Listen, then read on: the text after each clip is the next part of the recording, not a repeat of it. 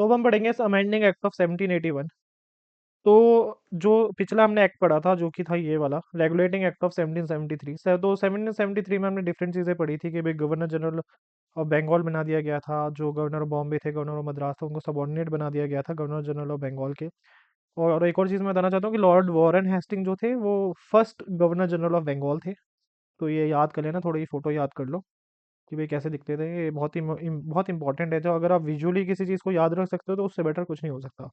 Exam में काफ़ी चीज़ें आती हैं, अच्छे से याद रहती हैं चीज़ें, इसलिए मैं कुछ कुछ इंपॉर्टेंट इमेजेस जो आपको एग्जाम में हेल्प कर सके इस सब्जेक्ट को समझने के लिए मैं डालूंगा। ठीक है। तो या फिर हिस्ट्री भी जब पढ़ेंगे तो मैं इंपॉर्टेंट इमेजेस कहीं से भी ढूंढ के अच्छे सोर्सेज से, जेन्युइन सोर्सेज से ही डालूंगा। फिर नेक्स्ट अगर बात करी जाए अमेंडिंग एक्ट ऑफ 1781, तो कुछ कुछ जो डिफेक्ट्स थे 1773 एक्ट में, उसको ठीक करने के लिए ये एक्ट लाया गया। तो इस वाले एक्ट को एक्ट ऑफ सेटलमेंट भी कहते हैं। इसी वजह से कहते हैं कि जो डिफेक्ट थे 1773 में, उसको ठीक करने के लिए इस वाले एक्ट को लाया गया। तो इसने क्या करा, सबसे पहले कर दिया एग्जेम्प्ट। एग्जेम्प्ट मतलब छूट दे दी किसको, गवर्नर जनरल को, उसकी काउंसिल को, यानी उसके साथ जो और भी ऑफिसर्स थे उसकी काउंसिल को, और also servants of the company, यानी जो भी सर्वेंट्स, जैसे सिविल सर्वेंट्स कहते हैं, तो इसी तरह से जो भी कंपनी में, ईस्ट इंडिया कंपनी में काम करते थे, उन सबको छूट दे दी कि आप लोग जो भी काम करते हो ऑफिशियली, यानी जो भी काम करते हो ऑफिशियल, यानी ऑफिशियल कैपेसिटी में आप जो भी काम करते हो, उसके लिए आपको हम ट्राई नहीं कर सकते सुप्रीम कोर्ट में। मतलब आपको जरूरत नहीं है ट्राई होने की, या फिर आपके खिलाफ हम केस, मतलब कोई केस नहीं कर सकता। यानी आपको ज्यूरिसडिक्शन जो है सुप्रीम कोर्ट का,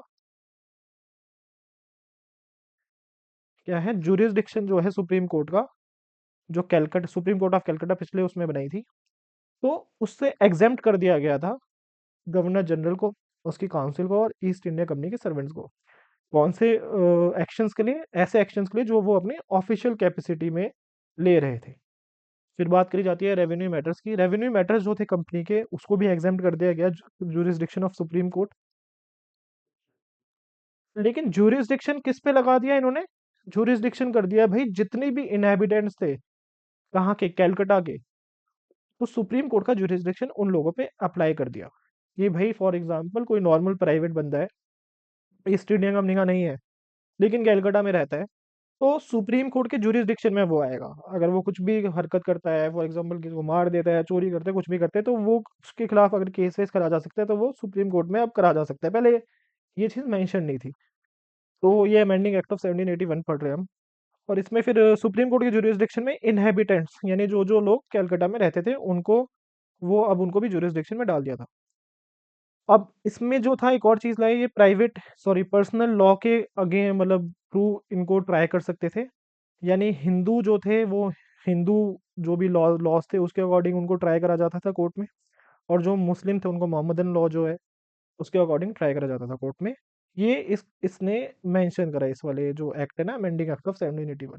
फिर इसके बाद अगर बात करी जाए, अपील फ्रॉम प्रोविंशियल कोर्ट जा सकती थी सीधा, कहाँ पे जाएगी, गवर्नर जनरल और उसकी काउंसिल पे, ना कि सुप्रीम कोर्ट।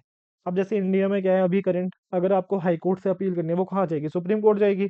तो इसी तरह से जो उस टाइम प्रोविंसेस थे, जो डिफरेंट प्रोविंसेस थे, बॉम्बे था, मद्रास था, या जो और भी कोई भी जो प्रोविंस होंगे, तो वो प्रोविंस से अगर कोई अपील लेकर जाएगा तो सुप्रीम कोर्ट में जाना चाहिए ना, जो प्रोविंस की कोर्ट है उससे सुप्रीम कोर्ट में जाना चाहिए। तो उसमें ना जाकर गवर्नर और गवर्नर जनरल और उसकी काउंसिल पे वो अपील जाती थी, ना कि सुप्रीम कोर्ट में।